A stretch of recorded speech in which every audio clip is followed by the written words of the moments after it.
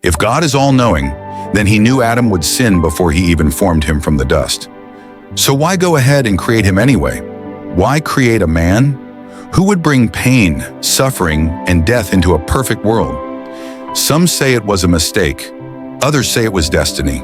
But the truth is far deeper and far more beautiful than most people realize. Welcome to Insight from Above.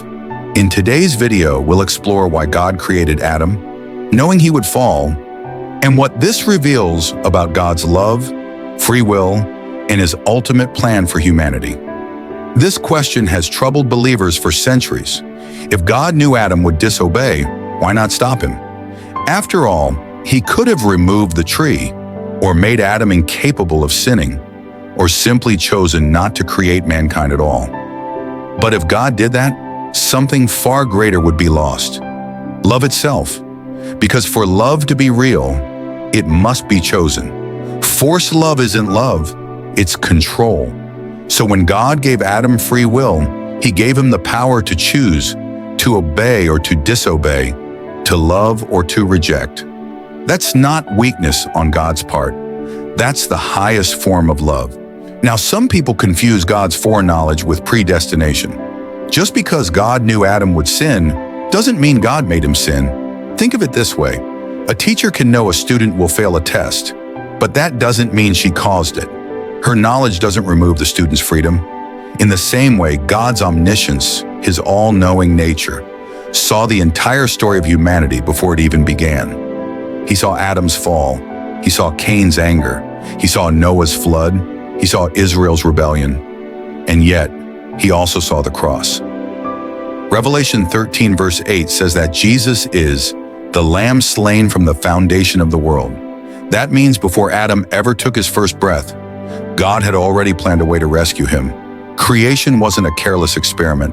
It was a story of redemption written before time began. You see, if God never allowed sin, we would never know mercy. If man never fell, we would never experience grace. And if there were no cross, we would never understand love in its deepest form, a love that dies to save the very ones who betrayed it. So God didn't create Adam to sin. He created Adam knowing that through his fall, his glory, mercy, and love would be revealed to all generations. Think about it. When God formed Adam, he knew that same man would one day hide from him in shame. When he created Eve, he knew she would be deceived.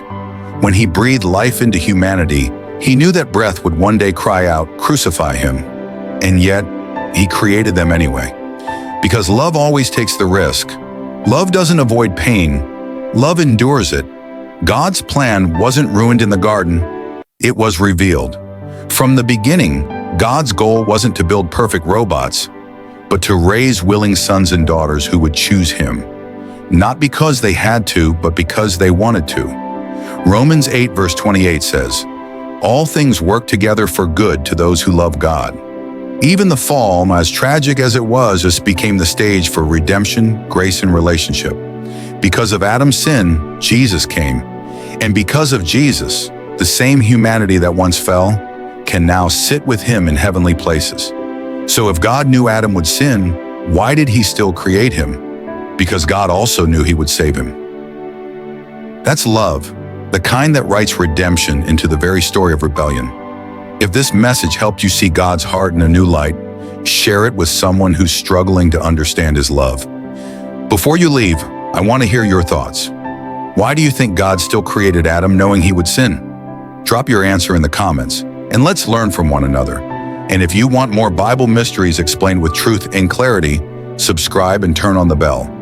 Your next revelation might be in the next video. Remember, what began in the garden ends at the cross, and love wins in the end.